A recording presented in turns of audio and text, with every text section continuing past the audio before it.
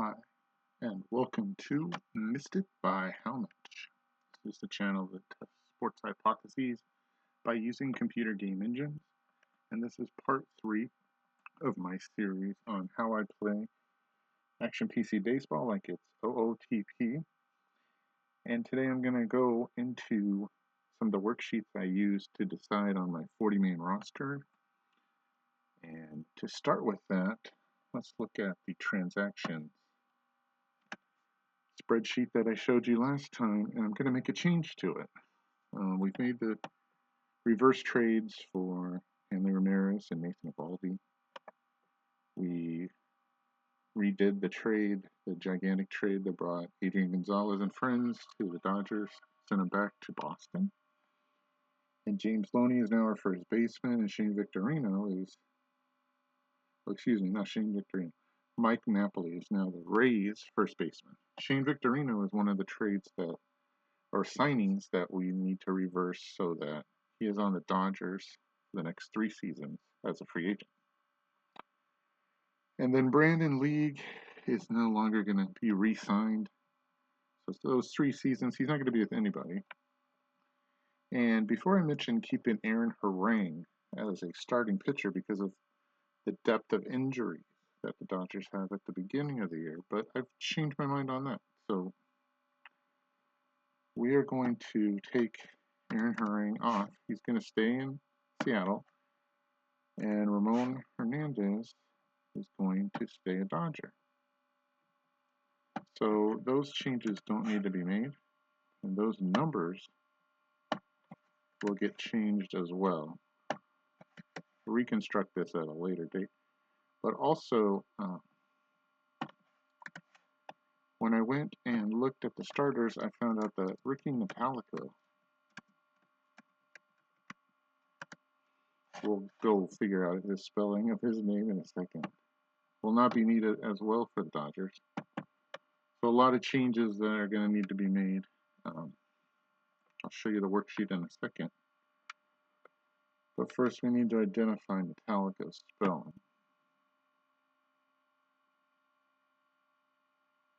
There you see the daily starters according to the game that happened in real life. And you already see Josh Beckett missing from his spot because he's now with the Red Sox.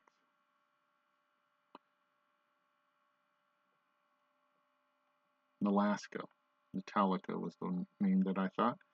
It's Nolasco. So we'll go and change that really quick.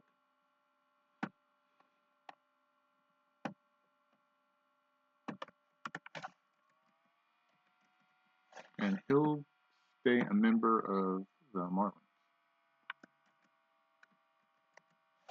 Okay, so that will have nothing to do with money-wise. We should save some, but I don't know if I'll even take that money back.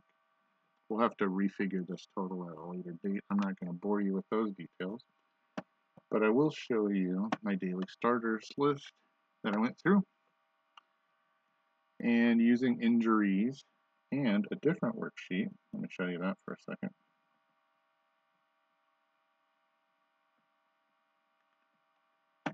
Coverage pitchers. We talked about coverage before. You got to have enough players to do it.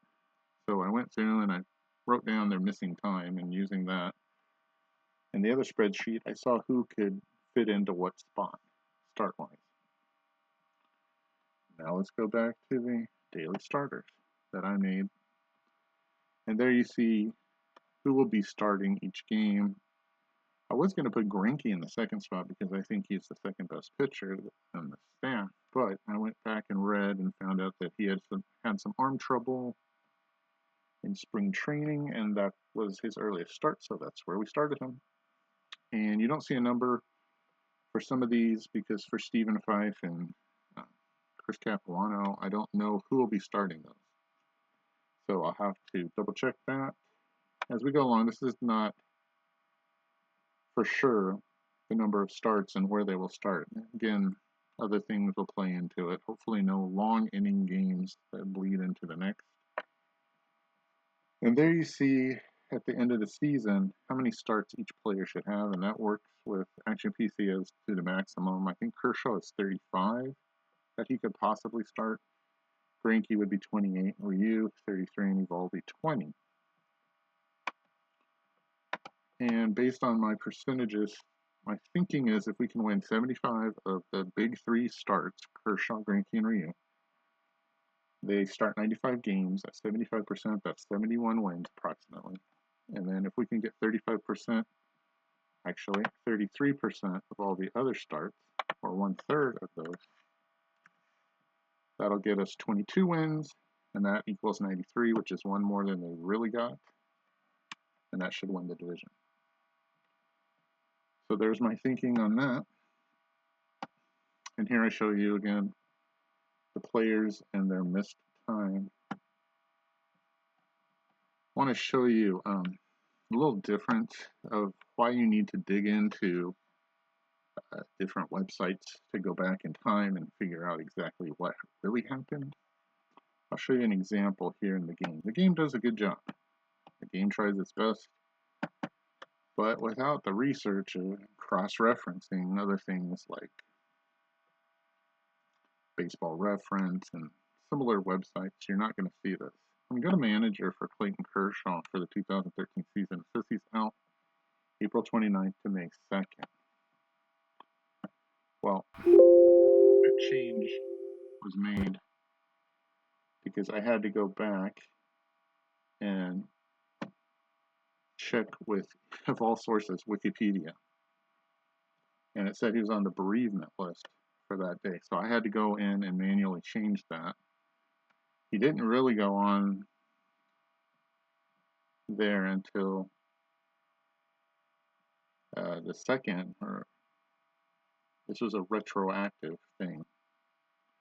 And you're going to have to do that for a lot of, like, here's Ted Lilly, retroactive to April 30th. So when I made this coverage for the pitchers,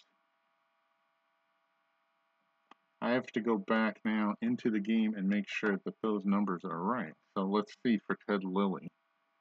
Is it really April 30th to May 19th, or is that something I'm going to have to change to make sure it's right?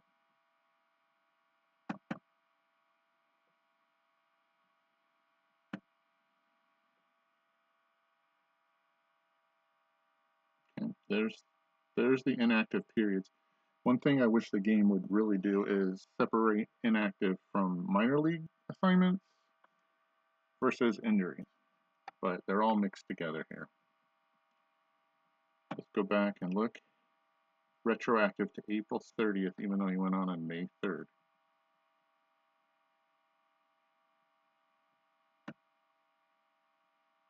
And there you see that's not the case. This should be April 30th. So that's something I'm going to have to manually go through and make sure every single thing is correct in terms of dates before I can start. I'm not going to bore you again with that, but that is a very important thing to make sure that the game runs correctly. Okay, while we're thinking about it, Ricky Alaska was traded for 2 minor leaguers who I considered having on the 40-man roster, but ultimately decided not to. He's going to get traded back, even though he was really good on the Dodgers. We're going to trade him back to Miami.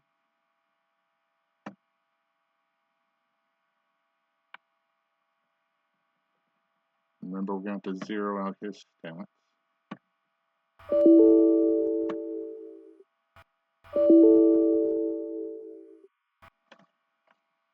Okay, so he's gone now. And Gene Victorino needs to be traded from Boston to the Dodgers. He'll be our starting center fielder for the most part. Although he can play all 3 positions in the outfield. One important thing is to wait for this title page to reload so the changes take effect.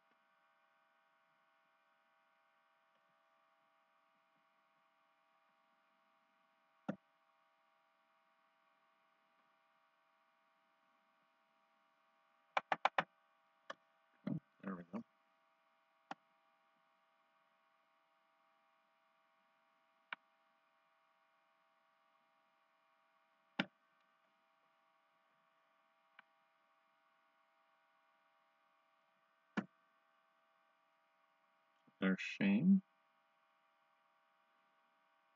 Remember, since we're signing him to the same contract that the Red Sox did, that means we have to take him for the next 3 seasons. He has to have a spot on the roster. And again, we'll trade him to the Dodgers.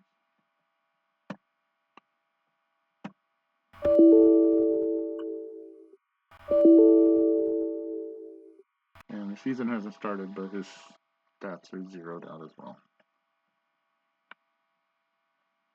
To make sure everything's kosher there, we'll go over to depth for center field. Computer generate that for the Red Sox.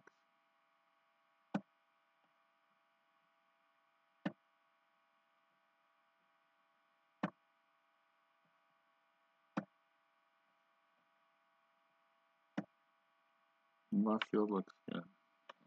We'll leave that.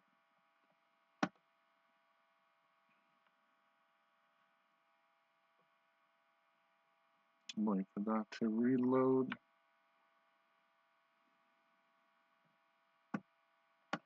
So Hanley's been changed. Valdi, all the Red Sox have been changed. Victorino is now changed. Napoli was changed. Brandon League has to be deleted since he's not going to be on any team.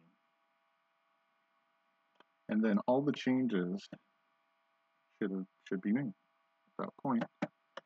We're going to look at how the salaries have changed for the teams. So we'll go to pitchers.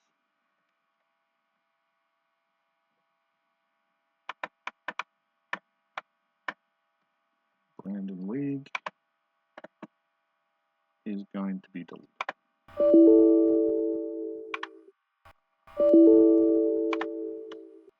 And he'll be deleted from future seasons as well.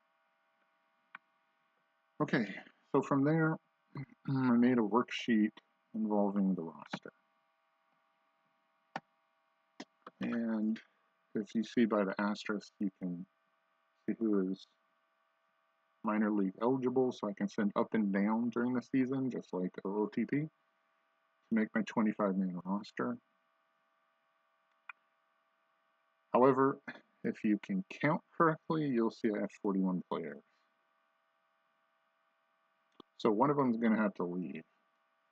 And that will come down to the last 2 choices, Nick Buss, who's an outfielder, and Peter Moylan. Those 2, one of them will not make it and will be deleted from the season. So I get to 40. But those are the choices that I made as best I could. A lot of these players will leave the team either by injury or, in the case of Luis Cruz, he'll just be cut. I didn't agree with that. I would have kept him on the roster. He seemed very good, at least defensively. But that's how it goes. So I'm going to show you how I'll do that. That means as I go down the list, I cannot delete anybody who's on there. And as I go, I find Josh Wall. He is not going to be on our team. So he'll get...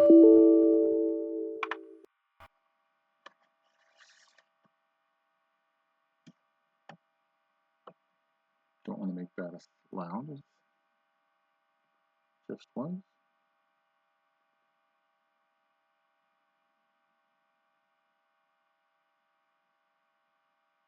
All of these players are on the 40-man roster.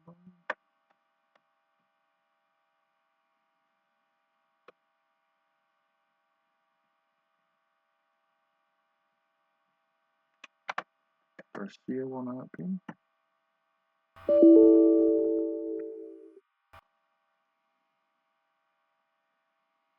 One of the players that I would not have kept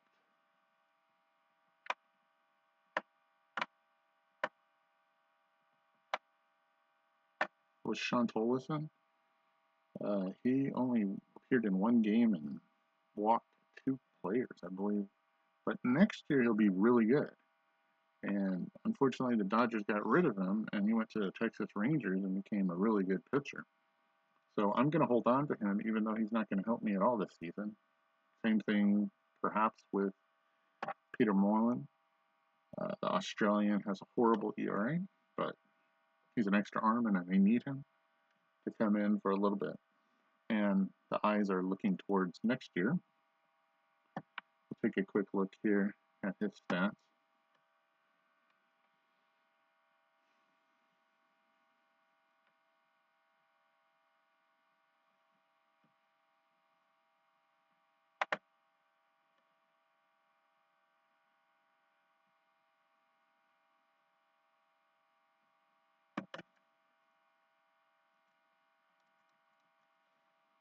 The following year, he doesn't pitch at all, but in 15, he has a decent ERA, and 16, even in 17, he helps the Royals. So it's worth the risk keeping him on the roster just for that reason. Nick Buss, when his page opens, you'll see his statistics are not exciting. Here's his numbers for the 2013 season with the Dodgers. And after that, it's mostly minor leagues. I think it's the majors eventually, but not worth waiting for. So I'm leaning Peter, but we'll see at the end of the next at the beginning of the next video if I keep him or not. Drew Butera, excuse me. I want to keep as an extra catcher. Catchers are always valuable. Not impressive statistics at all, but I like to play with 3 catchers on the roster if possible. Added flexibility of getting to hit for them. You rarely have a good hitting catcher on your team, and if you do, you probably only have one. So that's where that stands. Back to this roster, trying to see if there's anybody else who I'm missing, deleting.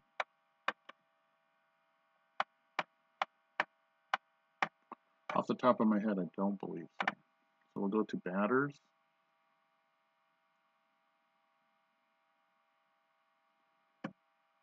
If I do keep Buss, he ranks ahead of Alex there, so Alex is going to be deleted.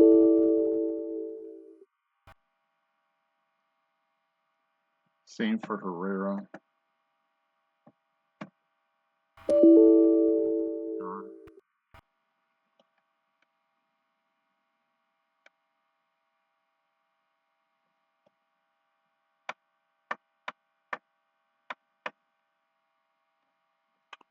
And that may be it. That gets me to 41 players according to this number down here.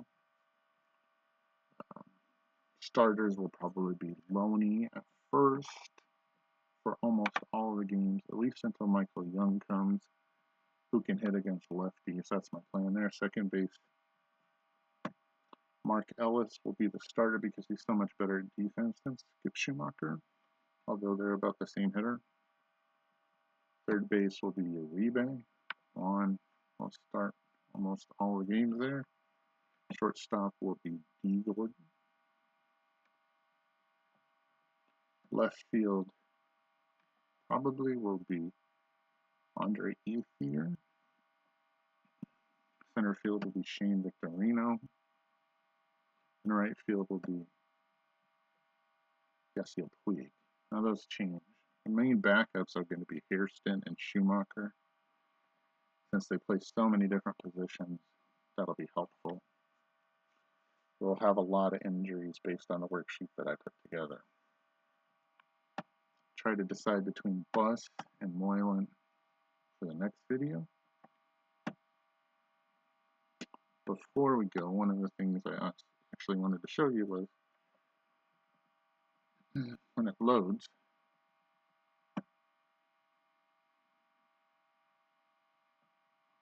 the game's idea of what salary should be. These are not actual salaries. What I showed you on the transaction worksheet, the Excel. That was real numbers as best as I could find them on the internet. This is the game's idea of a salary report. And this picture was taken before any changes were made. And here you see the Dodgers at 178 million, and the Red Sox at 184, and Detroit at 195. Those are the numbers that we started with. So let's see, based on almost all of the changes that I've made, how much that changes on this report.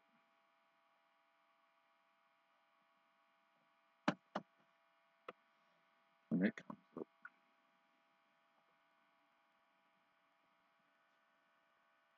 Renault and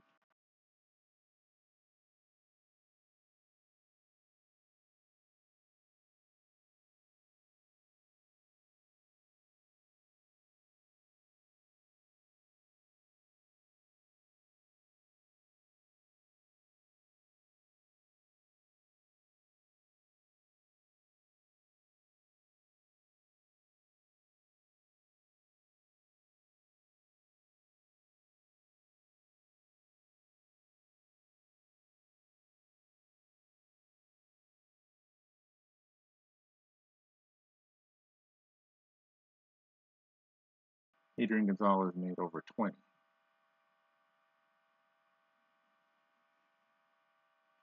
And so Boston hasn't changed that much. 184 when you do all with Victorino out and the other people in. But the Dodgers have dropped a lot. We're now at 163. And let's see, doing some rudimentary counting. That's about 10th. So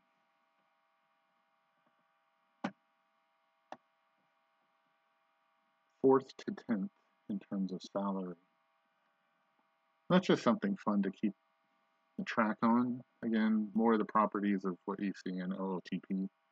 Keep track of like how it's going, how much money you're spending.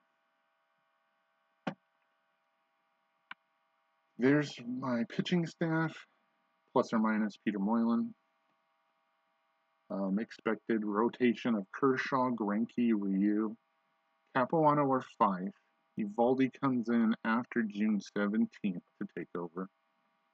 And then Edison Volquez, who comes in at the end of August, beginning of September, he'll take the 5th position. And in between, lots of players. Chad Billingsley makes 2 starts before he's gone. Matt McGill, Ted Lilly, they will all, along with Capuano and Fife, take starts. How many? We'll see as we play the game. Relief pitchers. Withrow, Jansen, Paco Rodriguez, J.P. Howell, Ronald Belisario. And then in shorter stints, Jose Dominguez will be there for a while. Javi Guerra, again, a pitcher who probably will best be used next season. Brian Wilson doesn't come in until after August 18th. Carlos Marmol is more of a deadline trade acquisition. Guerrier only until June 30th, and he leaves. Sean Tolleson pitches for a few days, and then he's hurt. He's out for the season.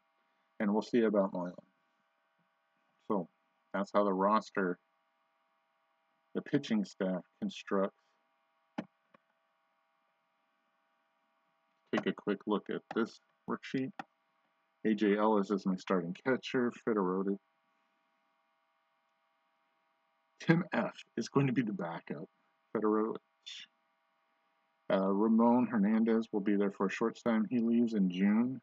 And then Butera comes over after July 30th to take Hernandez's spot and maybe have all 3 on the roster at the same time. We'll see. Loney's my first baseman. Michael Young comes later. Hairston's the backup for the infield and the outfield.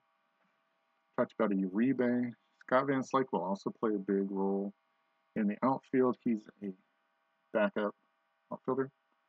Luis Cruz also backup infielder, really good at shortstop. Probably will spell D. Jordan a lot as a defensive replacement in games where we have a lead at the end. But he leaves. He gets cut June 28th. Mark Ellis starts at second. Schumacher also pretty good backup at many positions. Gordon starts at shortstop. Sellers is his primary backup. Puig and Ethier have no restraint, so they will play a lot of games. Puig will come up 2 months earlier than he did in the real season, since I have that option.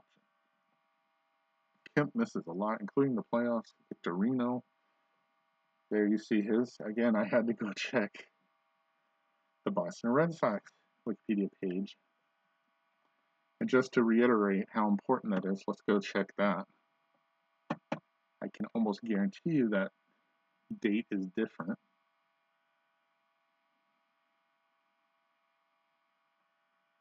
Wait till it loads. There's Shane's